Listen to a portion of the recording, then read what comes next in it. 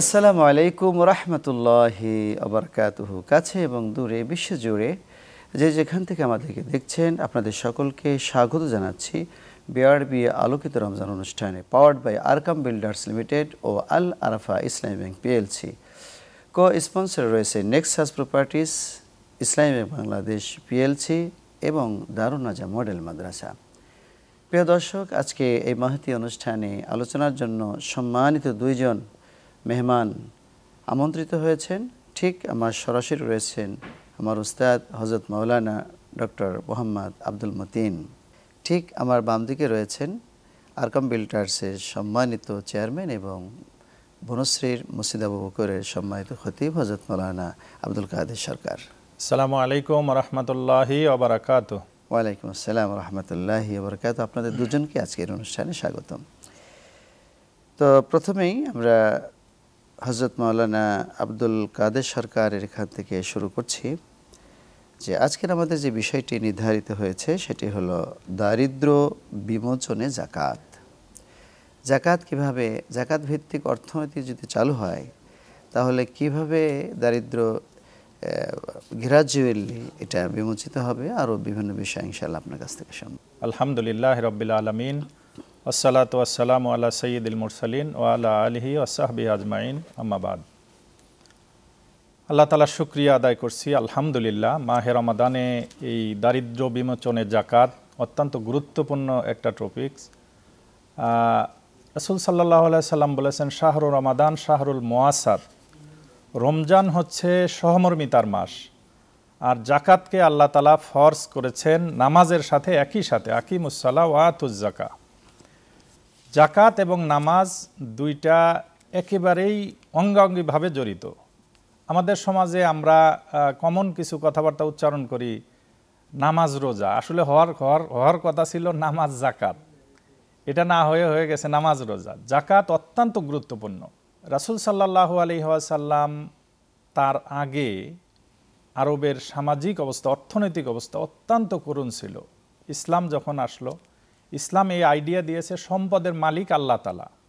ইন্নাল্লাহা আশতারা মিনাল মুমিনিনা আনফুসাহুম ওয়া আমওয়ালাহুম বিআন্না লাহুমুল জান্নাহ। আল্লাহ জান্নাতের বিনিময়ে মুমিনদের নিকট থেকে তাদের জীবন এবং সম্পদ কিনে নিয়েছেন, এটার মালিক আল্লাহ তাআলা। আল্লাহ তাআলা বলেছেন, ওয়াফি আমওয়ালিহিম হাক্কুন লিসাইল ওয়াল মাহরুম, ধনীর সম্পদে গরিব এবং বঞ্চিত, অসহায় বঞ্চিত মানুষের হক রয়েছে। যেরকম হক থাকে পিতার সম্পত্তিতে সন্তানদের, ঠিক একই হক শব্দ আল্লাহ তাআলা ব্যবহার করেছেন। তো রাসূল সাল্লাল্লাহু আলাইহি সাল্লাম বলেছেন, আজ জাকাতু কান্তারাতুন বাইনাল আগনিয়া ওয়াল ফুকারা, জাকাত হচ্ছে ধনী এবং দরিদ্রের মাঝে সেতুবন্ধন। আল্লাহ তাআলা বলেছেন, কায়লা তাকুনা দুলাতান বাইনাল আগনিয়া মিনকুম, সম্পদ যেন শুধু ধনীদের হাতে কুক্ষিগত হয়ে না থাকে। সারা পৃথিবীর সম্পদের অর্ধেক কয়েকজন ব্যক্তির হাতে আছে, এবং আমাদের দেশে ম্যাক্সিমাম 90% সম্পদ আছে মাত্র 1% মানুষের হাতে, বাকিরা গরিব অসহায় রাস্তার পাশে পড়ে আছে। ঠিক এই কনসেপ্ট থেকে আল্লাহ তাআলা জাকাতের বিধান দিয়েছেন যে শুধু ধনীর হাতে সম্পদ কুক্ষিগত হয়ে থাকবে না, আর এতে গরিবের হক রয়েছে, এই হকটা তাকে আউট করে ভাগ করে দিতে হবে। আর মাহে রমজান যেহেতু মর্যাদার মাস, ফজিলতের মাস, দান করলে মর্যাদা বেশি, ইবাদত করলে মর্যাদা বেশি, এজন্য রমজানে এই গরিবের হকটা আমরা সাধারণত আলাদা করে থাকি। রাসূল সাল্লাল্লাহু আলাইহি সাল্লাম বলেছেন যে এটা সহমর্মিতার মাস, গরিবকে সাহায্য করে গরিবের ক্ষুধাটা আমরা রমজানে বুঝতে পারি। তো আসলে বিষয়টা হচ্ছে যে এই যে ধনীর সম্পদে যে বিরাট একটা অংশ গরিবের রয়ে গেছে 2.5%, এইটা আলাদা করে দিতে হবে তাকে। আর জাকাতের উদ্দেশ্যই হলো দারিদ্র্য বিমোচন, তাদেরকে উপার্জনক্ষম করে তোলা, সক্ষম করে তোলা। যেমন রাসূল সাল্লাল্লাহু আলাইহি সাল্লাম একজন ভিক্ষুককে যখন তার কাছে ভিক্ষা করতে আসলো, রাসূল সাল্লাল্লাহু আলাইহি সাল্লাম বললেন যে তোমার কি কোনো সম্পদ আছে? সে বলল যে আমার কিছুই নাই, আমার একটা কম্বল আছে। আল্লাহ রাসূল বললেন যে এটা নিয়ে আসো। নিয়ে এসে রাসূল সাল্লাল্লাহু আলাইহি সাল্লাম এটা বিক্রি করে তাকে কিছু খাবার কিনে দিলেন আর একটা কুঠার কিনে দিলেন। সে বনে গিয়ে কাঠ কাটলো। রাসূল সাল্লাল্লাহু আলাইহি সাল্লাম বললেন যে তুমি এসে আবার আমাকে রিপোর্ট করবা। তো সেই ভিক্ষুক কয়েকদিন পরে এসে রিপোর্ট করলো যে আমার অবস্থা তো আল্লাহর রহমতে ভালো হয়ে গেছে। আল্লাহ রাসূল মনিটরিংও করেছেন। তো আসলে জাকাত আমরা যেভাবে দেই, শাড়ি লুঙ্গি কিনে, এইভাবে না দিয়ে যদি দারিদ্র্য বিমোচনের জন্য তার কর্মসংস্থান করে দেয়া যায়, মানে একজনের জাকাত 50,000 টাকা 1 লাখ টাকা দিয়ে ছোট্ট একটা দোকান দিয়ে দেওয়া যায়, এরপরে 2টা বকরি কিনে দেওয়া যায়, সে লালন পালন করে, এটা বকরি বছরে 2বার বাচ্চা দেয়, 6 মাস পরে পরে বাচ্চা দেয়। তো এইটা দিয়ে তার আস্তে আস্তে সে স্বাবলম্বী হবে। তো সেন্টার ফর জাকাত ম্যানেজমেন্টের যে রিপোর্ট যে 1 লক্ষ কোটি টাকা জাকাত আসবে, আর এইটা যদি এরকম চমৎকার একটা সিস্টেমে এইটা যদি চমৎকারভাবে বন্টন করা যেত, তাহলে বাংলাদেশে 1 বা 2 বছর বা 3 বছর জাকাত দেওয়ার পরে আমরা বিশ্বাস 4 বছর 5 বছরের বেলায় আর জাকাত নেওয়ার মতো লোক পাওয়া যেত না, এটা আশেপাশের রাষ্ট্রে আমাদেরকে পাঠাইতে হইতো। তো আসলে জাকাত অত্যন্ত চমৎকার একটা বিধান। আল্লাহ তাআলা কোরআনে কারিমে বলেছে, খুজ মিন আমওয়ালিন সাদাকাতুন তুতাহহিরুহুম ওয়া তুযাক্কিহিম। খুজ মানে ধরো, মানে জাকাত মানুষ দিতে চাবে না, এই জন্য আল্লাহ তাআলা এমন একটা শব্দ ব্যবহার করেছেন যে ওরে ধরো, রাষ্ট্রীয়ভাবে ধরে ওর কাছ থেকে পাকড়াও করে ওর কাছ থেকে জাকাত আদায় করো। ঠিক এই থিওরি থেকে, এই আয়াতের ভিত্তিতেই আবু বকর সিদ্দিক রাদিয়াল্লাহু তাআলা আনহু, ইসলামের প্রথম খলিফা, তিনি অত্যন্ত ভদ্র মানুষ ছিলেন। বাট যখন জাকাত অস্বীকার করলো কিছু মানুষ, তখন তিনি বলেন, আল্লাহি, আল্লাহর কসম, আমি তাদের বিরুদ্ধে যুদ্ধ করব। মান ফাররাকা বাইনা সালাতে ওয়াজ জাকাত, নামাজ এবং জাকাতের মধ্যে যারা পার্থক্য করেছে, আমি তাদের বিরুদ্ধে যুদ্ধ ঘোষণা করলাম, যুদ্ধ করবে। এবং যুদ্ধ হয়েছেও। হযরত ওমর রাদিয়াল্লাহু তাআলা আনহু এসে বললেন যে, আবু বকর, সবই তো করে, শুধু জাকাতটা দেয় না, এত কঠিন না হইলে হয় না? আবু বকর বললেন যে, আল্লাহর কসম, একটা উটের রশিও যেটা আল্লাহর নবীর সময় তারা দিত, সেটাও যদি তারা অস্বীকার করে, আমি তাদের বিরুদ্ধে যুদ্ধ করব। যুদ্ধ করলেন, তিনি বিজয় অর্জন করলেন এবং জাকাত আবার সামাজিকভাবে দেওয়া শুরু হয়ে গেল। তখন ওমর রাদিয়াল্লাহু তাআলা আনহু বলল যে, আল্লাহর কসম, আবু বকরের বক্ষকে আল্লাহ তাআলা ইসলামের জন্য উন্মুক্ত করে দিয়েছেন। আমি এখন বুঝতে পারছি যে আবু বকর হকের উপর ছিলেন। তো এই যে জাকাত মানুষ দিতে চাবে না, এই জন্য জাকাতটা রাষ্ট্রীয়ভাবে দেয়ার এই চমৎকার সিস্টেম রাসূল সাল্লাল্লাহু আলাইহি ওয়াসাল্লাম চালু করেছেন। যেমন মুয়াজ ইবনে জাবালকে যখন তিনি গভর্নর করে পাঠালেন, তারপর যে নির্দেশগুলো ছিল, তো খাজুমিন আগ্নিয়াহিম ফাতুরাদ্দু আলা ফুকারাহিম, ধনীর কাছ থেকে নিবে, গরিবদেরকে বিলিয়ে দেবে। এই নির্দেশনা, কয়েকটা নির্দেশনার মধ্যে গুরুত্বপূর্ণ এই নির্দেশনা ছিল। তো একটা মুসলিম রাষ্ট্রে এখানে একটি কথা প্রণিধানযোগ্য, সেটা হলো যে তুখাজু মিন আগনিয়াহিম ফাতুরাদ্দু আলা ফুকারাহিম। কারণ ওই ইয়েমেন থেকে মদিনায় যদি জাকাত আনতে যাইতো, নিয়ে আসতে যাইতো, তো অনেক ট্রান্সপোর্ট খরচ হয়ে যেত। এই জন্য ফাতুরাদ্দু আলা ফুকারাহিম, ওই জায়গায় যে গরিবগুলো আছে তাদেরকে দিতে হবে। সুবহানাল্লাহ, কি সায়েন্টিফিক আয়াত! সুবহানাল্লাহ। আসলে জাকাত ছাড়া এই দারিদ্র বিমোচন হবে না, বিকল্প কোনো পথ নাই। এইভাবে মানে আল্লাহর উদ্দেশ্যে, জাকাতটা তো মানুষ আল্লাহর উদ্দেশ্যে দেয়, আল্লাহর সন্তুষ্টির জন্য দেয়। আর একটা গুরুত্বপূর্ণ কথা, আল্লাহ তাআলা কোরআনে কারিমে বলেছেন, তোমরা যে সুদ খাও এটা তোমাদের টাকা বাড়ে না, বরঞ্চ তোমরা যে সদাকা দাও এইটা বৃদ্ধি পায়, মানে সদাকা মানে জাকাত। আপনাকে অনেক ধন্যবাদ উস্তাদ। আপনার কাছ থেকে এই জায়গাটা থেকেই এই বিষয় একটু শুনতে চাই যে, ওমা আতাইতুম মির রিবা লিয়ারবু ফি আমওয়ালিন নাস ফালা ইয়ারবু ইনদাল্লাহ ওমা আতাইতুম মিন যাকাতিন তুরিদুনা ওয়াজহাল্লাহ ফাউলাইকা হুল মুদিফুন। এই যে আয়াতটি বলছে যে এই সাধারণত জাকাত দিলে তো 2.5% কমে যায়, আল্লাহ বলতেছেন কমে না, বরং সুদের লেনদেন করলে ওইটা সম্পদ কমে যায়, আর জাকাত দিলে এই সম্পদ বেড়ে যায়। এটা কিভাবে উস্তাদ যদি একটু ব্যাখ্যাটা করতেন? জাকাত ইসলামী শরিয়ায়, ইসলামী রাষ্ট্রে খুব গুরুত্বপূর্ণ বিষয়। রসুল আরবি মুহাম্মদ সাল্লাল্লাহু আলাইহি ওয়াসাল্লাম মদিনাতুল মুনাওয়ারায় আগমন করার পরে, হিজরত করার পরে রাষ্ট্রীয়ভাবে জাকাত উত্তোলন করার জন্য তিনি নির্দেশ দিয়েছেন। সহিহ আল বুখারীর হাদিস, বাবুল ইমানের হাদিস, আন ইবনে ওমর রাদিয়াল্লাহু আনহু قال বুনি আল ইসলাম আলা খামস শাহাদাতি আল্লা ইলাহা ইল্লাল্লাহ ওয়া আন্না মুহাম্মাদুর রাসূলুল্লাহ ওয়া ইকামিস সালাহ ওয়া ইতাইজ যাকাত। সাহাবী রসুল আব্দুল্লাহ ইবনে ওমর রাদিয়াল্লাহু আনহু থেকে বর্ণিত, তিনি বলেন, রসুল আরবি সাল্লাল্লাহু আলাইহি ওয়াসাল্লাম বলেছেন, ইসলামের ভিত্তি হলো 5টি জিনিসের উপরে। শাহাদা, এই সাক্ষী দেওয়া যে আল্লাহ তাআলা ছাড়া কোনো ইলাহ নেই, মুহাম্মদ সাল্লাল্লাহু আলাইহি ওয়াসাল্লাম তার বান্দা এবং রাসূল। সালাত প্রতিষ্ঠা করা এবং জাকাত দেওয়া। এই যে ইসলামের ভিত্তির মাঝে সালাতের, ইমানের পরে সালাত, সালাতের পরে জাকাত, জাকাতের মাধ্যমে দারিদ্র বিমোচন হবে এবং শরী বিধান হলো জাকাত দেওয়া হলো ফরজ, জাকাত দিতেই হবে। তো জাকাতের মাধ্যমে কি হবে? জাকাতের মাধ্যমে তুখাযু মিন আগনিয়াহিম, মুসলিম ধনীদের থেকে জাকাত উত্তোলন করা হবে, ফাতুরাদ্দু আলা ফুকারাহিম, এবং মুসলিম গরিবদের মাঝে জাকাত বিতরণ করা হবে। জাকাতের মাধ্যমে আত্মার পরিশুদ্ধি হবে, মালের পরিশুদ্ধি হবে, এবং এটা শরী বিধান যে জাকাত দিতেই হবে। যদি কোনো ব্যক্তি জাকাত দিতে অস্বীকার করে বা জাকাত দিবে না, তাহলে সে ইসলামী মিল্লাত থেকে, শরিয়া থেকে খারেজ হয়ে যাবে। তো জাকাতের বিপরীত আরেকটা শব্দ আছে রিবা, সুদ। সুদের মাধ্যমে সমাজে বিশৃঙ্খলার সৃষ্টি হবে। সুদের মাধ্যমে রসুল সাল্লাল্লাহু আলাইহি ওয়াসাল্লাম হাদিসে বলেছেন, আহলাল্লাহুল বাইয়া ওয়া হাররামার রিবা, যে ব্যবসা বাণিজ্য হলো হালাল আর রিবা হলো হারাম। রিবাটা কি? সুদ। এটাকে সুদভিত্তিক সমাজ ব্যবস্থা ধনী দরিদ্রের মাঝে ব্যবধান সৃষ্টি করবে, এবং ইসলামের শরিয়াতে রিবার এবং সুদের কোনো অনুমোদনই নেই। আর জাকাতের মাধ্যমে, জাকাত এটা হলো ইবাদত। সালাত যেরকম ইবাদত, হজ যেরকম ইবাদত, সোম কিয়াম সাধনা যেরকম ইবাদত, জাকাত সম্পদশালী ব্যক্তিদের জন্য তার সম্পদকে পরিশুদ্ধ করার জন্য শরিয়া ভিত্তিক নির্ধারিত সময়ে নির্দিষ্ট মালের উপরে যখন সে নেশাব পরিমাণের মালিক হবে তাকে জাকাত দিতে হবে, এবং এই জাকাত দেওয়া শরী বিধানে এটা ফরজে আইন। যদি কোনো ব্যক্তি সক্ষম হওয়া সত্ত্বেও সে জাকাত না দেয়, তাহলে সে কবিরা গুনাহে লিপ্ত হবে, এবং সে যদি এটা অস্বীকার করে ইসলামী শরিয়া থেকে সে খারেজ হয়ে যাবে।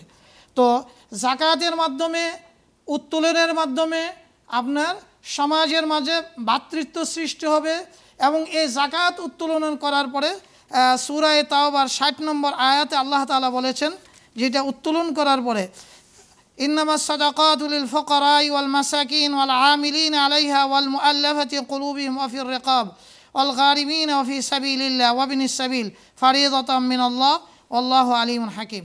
সূরা তাওবার ৬০ নম্বর আয়াতে আল্লাহ তাআলা বলেছেন যে এই জাকাত উত্তোলন করার পরে এই জাকাতকে রাষ্ট্রীয়ভাবে জাকাত কমিটি ৮টি খাতে এ জাকাত ব্যয় করবে। ১ নম্বর খাত কি? আস-সাদাকাতু লিল ফুকারা, যে সাদাকা করবে ফকিরদের জন্য, মিসকিনদের জন্য। জাকাত যে মন্ত্রণালয়ে থাকবে ওই মন্ত্রণালয়ের কর্মচারীদের জন্য যারা উত্তোলন করবে। ওয়াল মুআল্লাফাতি কুলুবুহুম, এবং নো মুসলিমের জন্য, এবং দাস দাসীকে মুক্ত করার জন্য, রেনকে মুক্ত করার জন্য, আল্লাহর রাস্তায়, এবং মুসাফির। ফারিদাতাম মিনাল্লাহ, আল্লাহ পাকের পক্ষ থেকে এটা ফরজ। এখানে আল্লাহ তাআলা শব্দ ব্যবহার করেন ফারিদা, এটা সুন্নাহ না মুস্তাহাব না, মানে আল্লাহ কর্তৃক ইসলামী শরিয়া বিধানে এটা ফারিদা দেওয়াই লাগবে। এখন জাকাত দিলে আপনার দরিদ্র বিমোচন হবে, জাকাত দিলে আপনার সম্পদ বর্ধিত হবে। আর যদি আপনি জাকাত না দেন, যেমন আমাদের সমাজে জাকাত না দিয়ে ওরা সুদে লাগায়, এতে কি হয়? সমাজের মাঝে বিশৃঙ্খলার সৃষ্টি হয়। ১ নম্বর বিশৃঙ্খলা হলো যে এক শ্রেণী বিত্তশালী হয় আর দরিদ্রই থেকে যায়। এই জন্য ভারসাম্য সমাজ গঠন করার জন্য ইসলামী শরিয়াতে মুসলিম উম্মার মাঝে জাকাত ভিত্তিক সমাজ নির্মাণ করার জন্য জাকাত উত্তোলন করতে হবে, এবং সঠিকভাবে দারিদ্রদের মাঝে, এই ৮ শ্রেণীর মাঝে জাকাত বিতরণ করা এটা ফরজে আইন। অসংখ্য ধন্যবাদ উস্তাদ, অত্যন্ত সুন্দর বলছিলেন। আমরা একটি বিরতিতে যাব। প্রিয় দর্শক, আমরা একটি বিরতি নিচ্ছি, থাকুন আমাদের সাথে।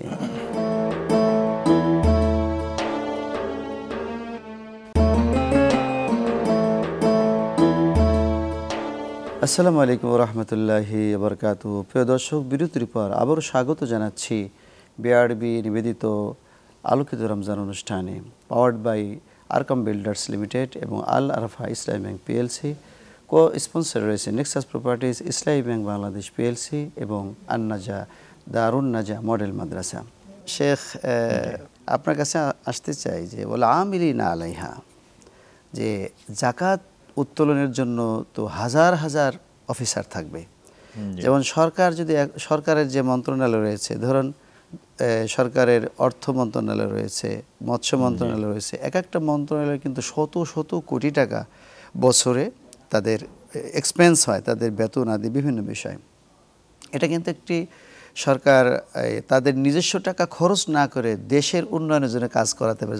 আমিলিনা আলাইহা, এই বিষয়ে যদি একটু বলেন। জি, জাকাত বিভাগের কর্মচারী, যে আমরা যে আমলা বলি, সচিবদেরকে আমলা বলি, আসলে এই আমলা কিন্তু আমিলিনা থেকে। আমিল, এই রাসূল সাল্লাল্লাহু আলাইহি সাল্লামের সময় সবচেয়ে ভালো আমলা ছিলেন যারা জাকাত বিভাগে কাজ করতেন। সুবহানাল্লাহ। এরা ছিল ভালো আমলা। এটা সবচেয়ে গুরুত্বপূর্ণ মন্ত্রণালয় ছিল জাকাত মন্ত্রণালয়, যেটা মুসলিম দেশগুলোতে হওয়ার কথা ছিল। এবং আরও একটা বিষয় দেখেন, যে ওস্তাদ যে হাদিসটা বললেন চমৎকার, যে 5টা ভিত্তির উপর ইসলাম দাঁড়ানো, তার মধ্যে জাকাত গুরুত্বপূর্ণ একটা। তা আপনি টোটাল যে ইসলামী আলোচনা হয়, আপনি যদি 100% ধরেন, 20% আলোচনা জাকাতের উপরে হওয়ার কথা, তো কিন্তু জাকাতের উপরে 1% 2% আলোচনাও হয় না, সালাতের উপর বেশি হয়। সালাতের উপরে 90% আলোচনা হয়। তো একই সাথে, এবং এটা হাদিস, একই সাথে আল্লাহ তাআলা সালাত এবং জাকাতকে একই আয়াত দিয়ে ফরজ করেছেন। তাই সালাত মানে জাকাত মানে না, তার সালাতও হবে না। কেমন? তো তাহলে 20% আলোচনা হওয়ার কথা জাকাতের উপরে, সেটা কিন্তু হচ্ছে না। এই জন্য এই খাতটা এরকম পড়ে আছে। মুসলিম সমাজে অসংখ্য মানুষ রাস্তার পাশে পড়ে আছে, তাদের ডেভেলপমেন্ট, তাদের এই বৈষম্য দূর করার কোনো পথ নাই, যেটা মুসলিম দেশে হওয়ার কথা ছিল না। জাকাত নিয়ে মানুষ ঘুরে বেড়ানোর কথা। যেমন আরব কান্ট্রিগুলোতে তাদের একটা ভালো গুণ, তারা দান সদাকা নিয়ে পাগল হয়ে যায় এই রমজান মাসে দেওয়ার জন্য, ইফতার করানোর জন্য, সদাকা দেওয়ার জন্য, দান দেওয়ার জন্য চতুর্দিকে ছড়ায় পড়ে। তো এই যে আমেলিনা জাকাত বিভাগের কর্মচারী, ওস্তাদ চমৎকার আয়াতটা বলছেন যে সূরা তাওবা 60 নম্বর আয়াতে, যে 8টা খাত। তো এখন জাকাত বিভাগ যদি সরকার চালু করে, এই জাকাত বিভাগের অর্থ দিয়ে কত % এই আমেলদের বেতন দিতে পারবে? আমেল মানে আমলাদের বেতন। তো 8টা খাতরে যদি আপনি ভাগ করেন, তাহলে 12% করে ভাগে পড়ে, 12.5%। তো 12.5% বেতন দিতে পারবে তাদেরকে, এবং এইটা তারা রাষ্ট্রীয়ভাবে জাকাত কালেকশন করবে এবং বিতরণ করবে। 12.5% বিষয় না, যা বেতন লাগবে তাই দেওয়া যাবে, না, ওয়ার্ল্ড জাকাত বোর্ড একটা আছে, তারা একটা ফতোয়া দিছে যে কোনো রাষ্ট্র যদি করে ভালো, না হলে কোনো প্রতিষ্ঠান যদি রাষ্ট্রীয় অনুমোদন নিয়ে জাকাত ম্যানেজমেন্টের কাজ করে, তাহলে তারা এরকম বেতন দিতে পারবে কর্মচারী। আমরা সংক্ষেপে এই জিনিসটা বলতে পারি, সেটা হলো যে অন্যান্য মন্ত্রণালয় চালানোর জন্য সরকারি টাকা খরচ করতে হচ্ছে, আর এখানে সরকারি টাকা খরচ না করে জাকাতের টাকা দিয়েই এই আমলাদের বেতন টেতন দিয়ে সরকার 1 পয়সা খরচ না করে উন্নয়নের কাজে লাগাইতে পারছে। শুধু আমলা না, দেখেন মিসকিন, ফকির, মুসাফির সফরে গেছে, সে ধনী মানুষ হইতে পারে। আগের যুগে রাস্তার মোড়ে মোড়ে সরাইখানা বানানো থাকতো, তো এখন তো নাই। একজন ঢাকা শহরে আসছে, তার কোনো কারণে ঢাকায় থাকার জায়গা নাই, তো সে কোথায় থাকবে? তো এখানে যদি সরাইখানার আইডিয়াটা থাকতো, যে একটা বিল্ডিং বানানো আছে, যে এখানে ধরেন এলাকার একজন ধনী মানুষ আছে, সে একটা ভবন, একটা ফ্ল্যাট, 2টা ফ্ল্যাট দিয়ে রাখছে, তার এলাকার লোকেরা এসে থাকতে পারবে, ওই সরাইখানার আইডিয়া। তো এইটা কিন্তু জাকাতের খাত থেকে এদের খাবার পানীয়র ব্যবস্থাও করতে পারবে, কারণ মুসাফিরদের জন্য জাকাত দেওয়া, ভেরি গুড আইডিয়া। কত চমৎকার সিস্টেম! এটা কিন্তু করা উচিত। যারা ধনী আছেন, যার 10টা 20টা বাড়ি আছে। তো উস্তাদ, 1 মিনিটে যদি আপনি একটু বলতেন যে যারা জাকাত দিবে না, তাদের শাস্তির বিধান কি আছে? ইসলামী শরিয়াতে জাকাত দেওয়া ফরজে আইন। যদি কোনো ব্যক্তি সম্পদ থাকা সত্ত্বেও সে যদি জাকাত স্বইচ্ছায় না দেয়, ইসলামী গভর্নমেন্ট তাকে জাকাত দেওয়ার জন্য বাধ্য করবে। যদি সে জাকাত না দেয়, তাহলে ইসলামী শরীয়ত থেকে সে খারিজ হয়ে যাবে, এর সাথে ইসলামের কোনো সম্পর্ক থাকবে না। কিয়ামতের মাঠে কোরআনের কারিমের আয়াত, ইয়মা ইউহমা আলাইহা, তাকে জাহান্নামের আগুনে তার ওই মাল দিয়ে সর্প হয়ে তাকে ধ্বংস করবে, এবং সে জাহান্নামে যাবে নিশ্চিত। ইসলামী শরিয়াতে দেখেন জাকাতের গুরুত্বপূর্ণ 2টা জিনিস এই জন্য, যে ইসলামী শরিয়ার মাঝে শিক্ষা ফরজে আইন এবং চিকিৎসা খুব জরুরি বিষয়। অসংখ্য ধন্যবাদ উস্তাদ, আপনাদের দুজনকেই ধন্যবাদ।